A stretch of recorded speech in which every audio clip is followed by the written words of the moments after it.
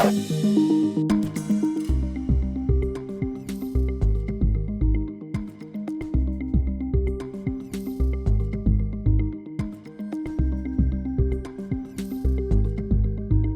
now, from the CFTK-TV studios, this is Open Connection with your host, Robert Pictou.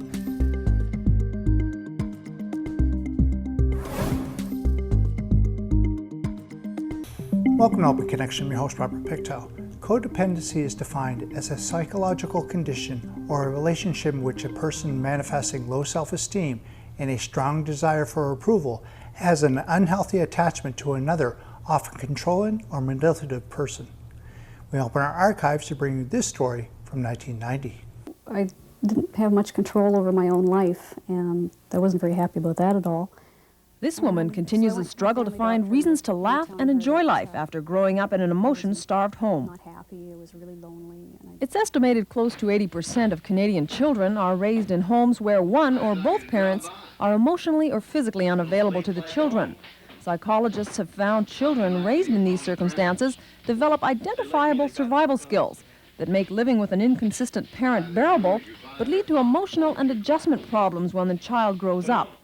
It's called codependency, and the syndrome has been well documented in recent years, with such people as comedian Suzanne Summers publishing tell-all autobiographies detailing life with an alcoholic parent. Alcohol is probably the most common single cause of the dysfunction, but it isn't the only culprit.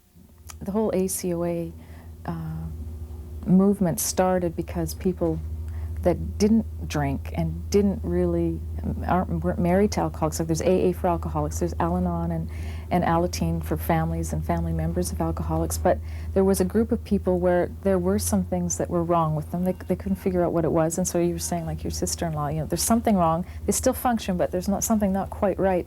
And so a group of people got together and they realized, well, the one thing they did have in common is that they came from a home where things were kind of, you know, not quite right at home. So either there was an alcoholic in the family, like say mom or dad or whatever was an alcoholic, and they got together and they thought, wow, you know, I'm not just crazy. There's actually some real reasons because I wasn't given some certain coping skills when I was younger. That's why I'm the way I am today. And for the last 10 years, Carol Harvey has been working with recuperating alcoholics and their families. She's seen the problems originally identified in adult children of alcoholics turn up repeatedly in families where no one drank. Along with other health professionals, Carol Harvey now uses the general term codependency to describe the symptoms. A dysfunctional family, I mean, it could be alcoholism and it could be really a violent, nasty family that there is a lot of, you know, that these roles will show up, but it can also be something where it's a very strict, non-communicating, not an affectionate family where people don't really talk to each other. I mean, and you can have the same kinds of roles coming out of that kind of family. Linda Miller is a successful nurse, wife, and mother. Like other children raised in dysfunctional families, she appears normal. But as a result of life with a manic-depressive father, Linda still has strong, irrational reactions to what might be considered minor incidents. As a toddler, she learned that anything out of the ordinary might trigger a family crisis. And I guess it's the rages that were the most traumatic for us as children. We never knew when that might happen or what might trigger it. Before Linda started school, she had already built a wall around herself to enable her to live with the chaos at home. You tend to try to make yourself invisible and to make everything okay for everybody. If anyone has a problem, it might somehow impact on him and therefore impact on the entire family if he comes apart at the seams and has a rage or gets She had become an invisible child, a non-intrusive, withdrawn student at the back of the room who never said a word. The isolation increased as Linda grew older. She left school without making a single friend, and she says she just couldn't relate to normal kids. The things they talked about seemed so shallow.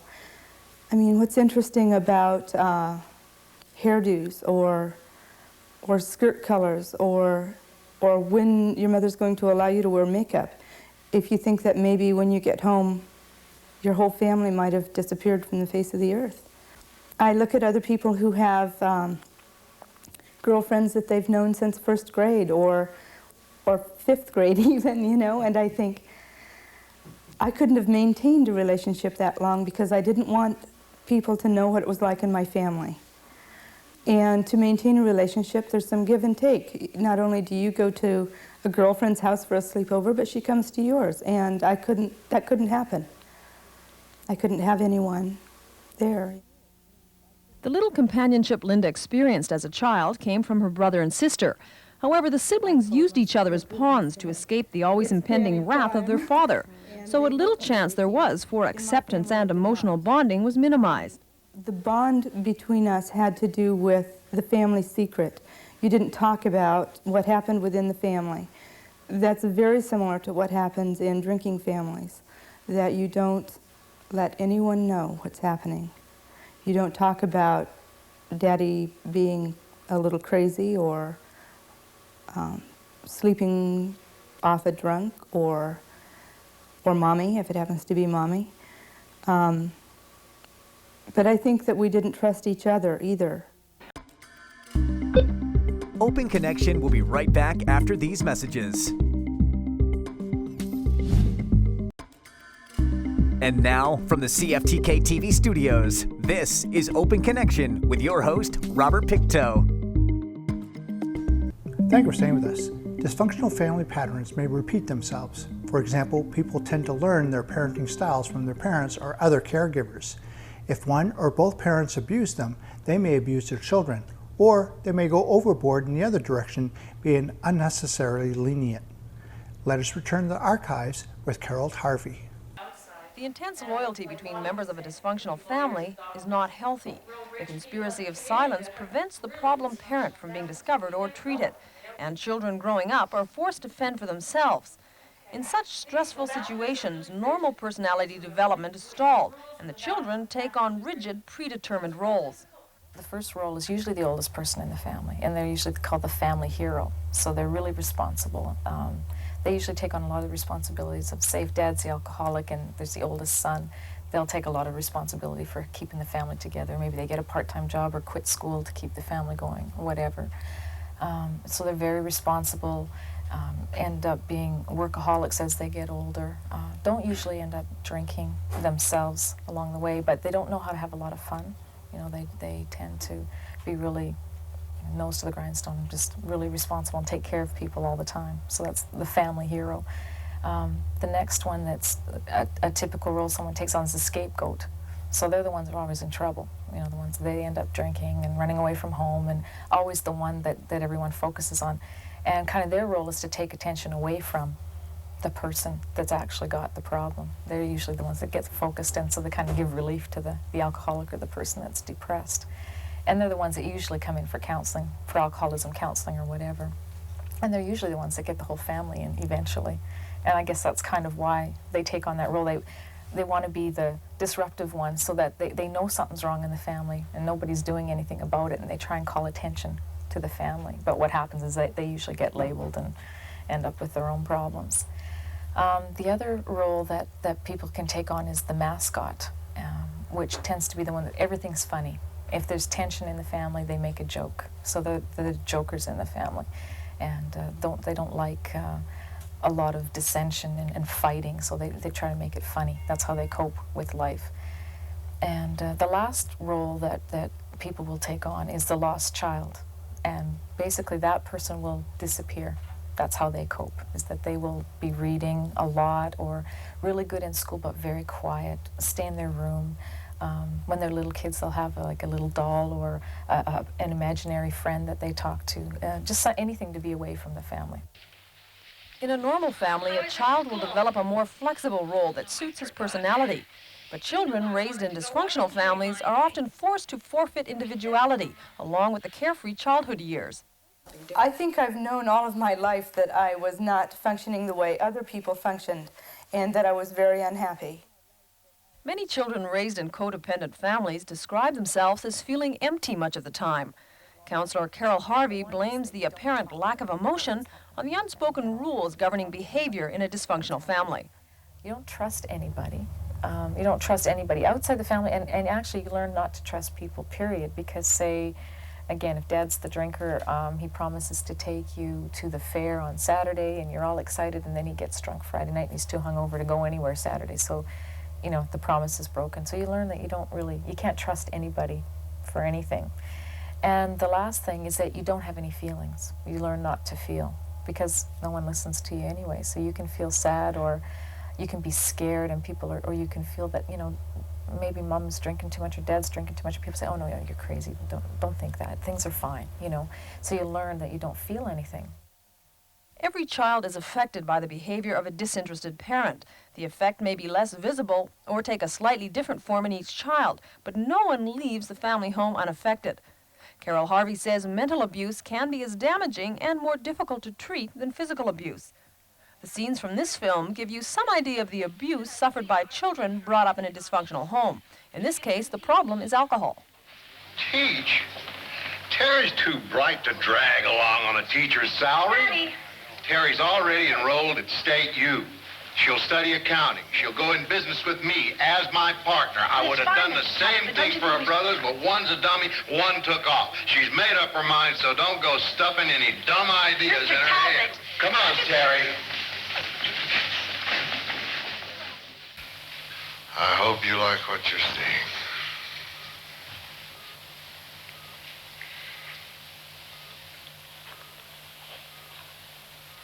Dad? Now you're happy to see me?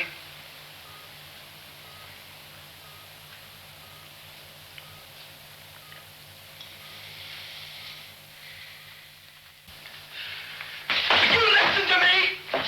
Will you look at me, please? Look at me. Your father's an alcoholic. I want you to say it. I want you to say it, Ann. Say it out loud. The world is not going to fall apart and you're not going to collapse. Leave me alone! Go stop!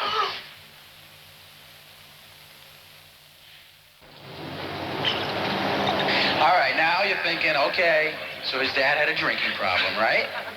Well, that's not entirely true. The man had absolutely no problem drinking whatsoever. He had a stopping problem. The thing was, the drinking party had pretty much mastered. You would too if you practiced 8 or 9 hours every day. Open Connection will be right back after these messages. And now, from the CFTK-TV studios, this is Open Connection with your host, Robert Pictou. Welcome back to Open Connection. The good news for people who grew up in a dysfunctional family is that they can learn better ways of parenting. They can deal with issues they still carry as adults and learn how to love, appreciate, respect, and deal with one another in a less emotional, erratic way. Let us return to the archives with Linda Miller. You don't ever get rid of some of those traits that you develop. Things trigger a reenactment. The smell of beer on somebody's breath can trigger a physical reaction of fear, the tightening in the stomach. Interestingly, one thing that triggers a defensive reaction in me is when people are having lots of fun. If people laugh too loud, it's a danger signal. Either that's going to upset Dad, see, or that means that people are getting drunk. Either way, it's danger. Linda Miller is dealing with her codependency, but many codependents are miserable for years until they finally discover the problem by accident. What I see a lot of is not the teenagers, the ones you think that they're the ones who are just in the family, and they don't recognize that that's done anything to them. But who I see are the people who are in their late 20s, their 30s, their 40s, who their life is falling apart again.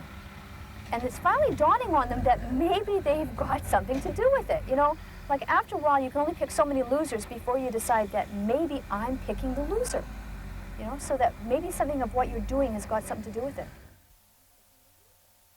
A routine visit to the doctor for depression started Sue Nichol on the road to recovery. Sue was brought up by strict, non-emotional parents who rarely spoke except to tell her what to do. Well, I realized that my life, I didn't have much control over my own life, and I wasn't very happy about that at all. And so I went to my family doctor and was, telling her that I was not happy, I was really lonely, and I didn't really understand what was going on with me. And she gave me a chart to fill out and said, just check off whatever you see that fits with your life. And I filled it out. And she said, okay, well, it sounds like, you need to visit somebody over at Drug and Alcohol and talk to them about a COA, which is Adult Children of Alcoholics. Initially, Sue was mystified by the physician's advice since she couldn't recall anyone in her family ever taking a drink. But her feelings of inadequacy and isolation were identical to those of children raised in alcoholic homes. I think it was because maybe that's the way older people at that time were brought up, that we weren't as close. And my mother had, I think her father was an alcoholic, but that was, you know, a real closed door, skeleton in the closet type thing. And I think she has a number of problems, which were passed sort of on to me. And I think from her background, that's why things were not, you know, we weren't very close family. Like Linda, Sue can't remember ever having a close friend. There were no children in the neighborhood for her to play with, and her parents didn't socialize and didn't encourage her to meet people. I'd spend a lot of time by myself, either up in my room or I'd go out and outside and play outside. I didn't have a lot of friends at the time, up until I was into maybe grade 8 or so. And once I started socializing at that age, then I started to feel a little better. But when I was under 10 years old, I guess, I was pretty lonely. Until she left home at 20, Sue had never made a decision for herself. She quietly did what she was told, then retired to her room. That was how I grew up, with not really having any decisions being made by myself. And so I'm learning to do that now. And I feel a lot better about myself, which really helps. Sue Nicole left home an angry and bitter adult. Unhappy with who she was super critical of others, and hardest of all on herself. At work, supposing somebody would, maybe my boss would bring something that either wanted to be corrected or wanted done a little differently, and I get, you know, very upset and really have a hard time with that, thinking, you know, I've done something awful, and get really frightened and really hard on myself. And now I take it as more of, well, it's okay, you know, people make mistakes, and it's no big deal, you can change it. You know, I still try to, you know, do things properly, but I'm not as hard as I used to be on myself. Open Connection will be right back after these messages. And now, from the CFTK-TV studios, this is Open Connection with your host, Robert Pictou. What is normal? Why is what is normal to one person abnormal to another? Are standards of normality culturally relevant? Who decides what is normal? In this final segment of Open Connection, we return to the archives with Carol Harvey. Because they have no idea what normal is and how people raised in a healthy family respond to particular situations, maintaining a healthy relationship can be extremely difficult for children raised in dysfunctional families. In a dysfunctional family, say people are kind of enmeshed, they're sort of stuck together, and from the outside it looks like a healthy family maybe, even to other people. But what happens is that everybody is supporting everybody else so that it works okay. When you leave that family, it's like a piece of you is missing because it never got developed. You know, you were used to the other people in the family kind of filling that in for you. So when you leave the family, it's kind of like a little piece of you is missing. And what happens is that you tend to attract somebody that's going to fill that gap for you. And what happens is you usually attract someone from another dysfunctional family, and you start your own dysfunctional family. So, which is why a lot of times someone will, you know, a woman will leave a family where dad was alcoholic and abusive and leave home and marry another man who's very much like her father, because that's, you know, kind of fits, and that's what she's used to. When a person raised in a dysfunctional home marries into a happy situation, they often sabotage the marriage. Because normal is not what they're used to, the codependent adult may find happiness extremely stressful. One of the basic characteristics I think that could be across the board is that people from dysfunctional homes, and especially alcoholic homes, that don't know how to have fun. They don't know how to be happy. Because when you were at home, especially in from an alcoholic home, and especially if you never knew when dad was going to get drunk, you know, or mom, or whatever, it's called the waiting for the other shoe to fall syndrome. Things could be going really good for a while, then all of a sudden somebody gets drunk or something happens and there's a big blow up. So you grow up knowing that things aren't going to be smooth for very long. There's always going to be something happening. So the way that you arm yourself is that you never let your guard down. You're always ready for something bad to happen to you. So if you come from that kind of place and you marry into a happy home, or you're into a happy, normal family, you don't trust it. You think, something is going to happen. And so you never want to let that guard down because you're afraid if I relax and accept this, they're just going to take it away from me anyway. Yeah. It's been difficult for Sue to learn to confide in and trust her husband. It hasn't been easy, but with the help of a strong support group, she's overcome much of her dysfunctional behavior, and her husband has noticed a marked improvement in their communication. The biggest specific thing has been being able to talk about feelings, and that was a problem that I had from my upbringing too. It was a normal family situation, but we didn't talk about feelings a lot as a family group.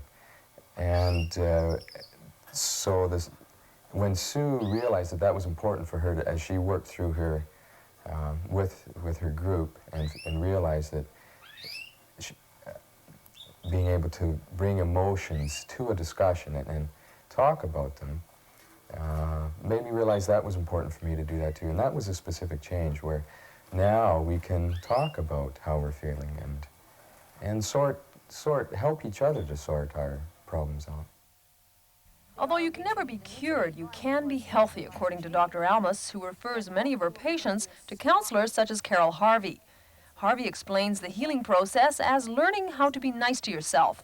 She says that's hard if you're not used to it. People would rather be miserable and comfortable than, not rather be, but it's safer. You feel safer if you're comfortable, and even if it's miserable, you know what to expect. But to change is really scary, even if it's for good. So it's often, people get really discouraged and frustrated with other people when they say, well, gee, I'm offering you a happy life, I'm offering you good things. But for someone who's not used to it, it's real scary. Nobody comes from a totally healthy home. I mean, there's no perfect family, so we've all got a little bit of dysfunction. So, I mean, just the process of life, period, for all of us is a matter of growing and learning how to cope better. For some people, they didn't get a good start. That's the thing, because of a parent being sick with whatever, they didn't get a good start. So they are sort of behind the 8 ball and they need to catch up. There are counselors and support groups available in most Northwest communities. Group membership is usually free, and the information shared kept confidential. After all, says Sue Nichol, everyone is in the same boat. There is help, and that an ACOA group or counseling can really make a difference. But you have to be ready. If you try and change and you're not ready, it doesn't work. But if you want to change your life, you can really make a better life for yourself. I believe that the process can go so much faster if you belong to a support group, if you've sought counseling. It's very long and drawn out no matter how you go about it, but it's much longer and more drawn out if you try to do it yourself. And there's no reason to try to do it yourself. That is another symptom, that you have to be totally responsible. Thank you for joining us for this episode of Open Connection. The greatest distance in the existence of man is not from here to there, but that connection from his mind to his heart. If we can conquer that distance, we can soar like an eagle and realize our immensity within. I'm Robert Pictou.